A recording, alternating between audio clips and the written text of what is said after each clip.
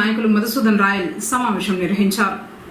ఈ సందర్భంగా ఆయన మాట్లాడుతూ ముఖ్యమంత్రి నారా చంద్రబాబు నాయుడు సారథ్యంలో కూటమి ప్రభుత్వ సుపరిపాలనకు ఏడాది పూర్తయిందన్నారు.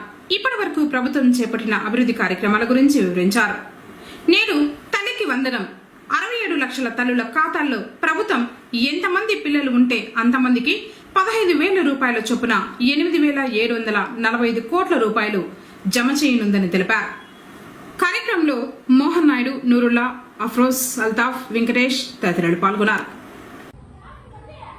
ఈరోజు మన ఆంధ్ర రాష్ట్రం విధ్వంసం నుంచి విముక్తి చెంది కూటమి ప్రభుత్వం ఏర్పడి 1 సంవత్సరం రోజులు పూర్తి చేసుకోవడం జరిగింది. ఈ 1 సంవత్సరం రోజుల్లో పూర్తి చేసుకున్న తరుణంలో మన గౌరవ ముఖ్యమంత్రి వర్యులు శ్రీ నారా చంద్రబాబు నాయుడు గారు తల్లికి వందనం పథకాన్ని ఈరోజు ప్రారంభించి 67 లక్షల మంది తల్లుల ఖాతాల్లో సుమారుగా 8,745 కోట్ల రూపాయలు నేటి నుంచి జమ చేయడం జరుగుతుందని చెప్పడం జరిగింది. అదేవిధంగా విధ్వంసం నుంచి విముక్తి పొందిన అప్పటి నుంచి కూడా మన కూటమి ప్రభుత్వం ఇప్పటి వరకు 194 హామీలనైతే నెరవేర్చడం జరుగుతూ ఉంది. అందులో ముఖ్యంగా సూపర్ 6 హామీల్లో ఇది 4వ హామీగా దీన్ని అమలు చేయడం జరిగింది. అదేవిధంగా మన కూటమి ప్రభుత్వం ఏర్పడి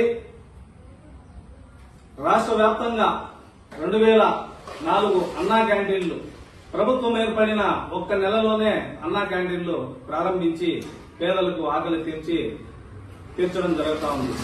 అదేవిధంగా ఎన్టీఆర్ భరోసా పెన్షన్లు 3,000 నుంచి 4,000 రూపాయలకు పెంచడం జరిగింది. అదే డయాలసిస్ పేషెంట్లకైతే 10,000 రూపాయలు, అదే మంచం మీద నుంచి లేవలేని వాళ్ళకి 15,000 రూపాయల పెన్షన్ కూడా ఇవ్వడం జరుగుతూ ఉంది. అదేవిధంగా మత్స్యకారులు వేట నిషేధిత సమయంలో 20,000 రూపాయల వరకు వృత్తి కూడా ఇవ్వడం జరిగింది. అంద్రీనివా, పోలవరం ఇలాంటి ప్రాజెక్టులన్నీ కూడా ముమ్మరంగా చేపట్టడం జరుగుతూ ఉంది. అమరావతి రాజధాని విధ్వంసానికి అది ఒక నాంది అన్నమాట. గత ప్రభుత్వంలో అమరావతి రాజధాని లేకుండా చేసిన పాలకులు నేడు మన గౌరవ ముఖ్యమంత్రి వర్యులు శ్రీ నారా చంద్రబాబు నాయుడు గారు కూటమి ప్రభుత్వం అండదండలతో అమరావతిని పునర్నిర్మాణం చేయడం జరుగుతూ ఉంది. అదేవిధంగా రైతులకు 50% సబ్సిడీతో డ్రిప్ పరికరాలు కూడా ఇవ్వడం జరిగింది. రైతులు ధాన్యాన్ని కొనుగోలు చేసి 24 గంటల్లోనే రైతుల ఖాతాల్లో కూడా జమ చేయడం జరిగింది. అదేవిధంగా ఈ మధ్యకాలంలో మామిడి రైతులకు కూడా గిట్టుబాటు ధర కల్పించడం జరిగింది. పొగాకు రైతులకు కూడా గిట్టుబాటు ధర కల్పించడం జరిగింది. అదేవిధంగా నిరుద్యోగ యువతకి 16,347 ఉపాధ్యాయ పోస్టుల భర్తీకి డిఎస్సి నోటిఫికేషన్ వదిలి అవి ఇప్పుడు ఎగ్జామ్స్ కూడా జరుగుతున్నాయి. త్వరలోనే భర్తీ కూడా చేయడం జరుగుతుంది.